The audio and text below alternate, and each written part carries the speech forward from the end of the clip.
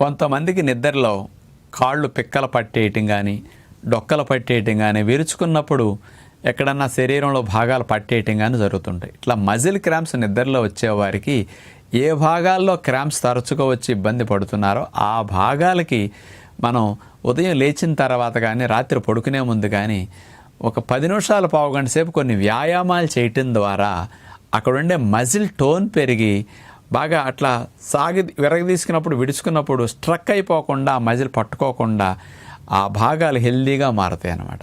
అందుకని muscle cramps నిద్రలో వచ్చేవారికి వ్యాయామాలు బాగా చేయాలి.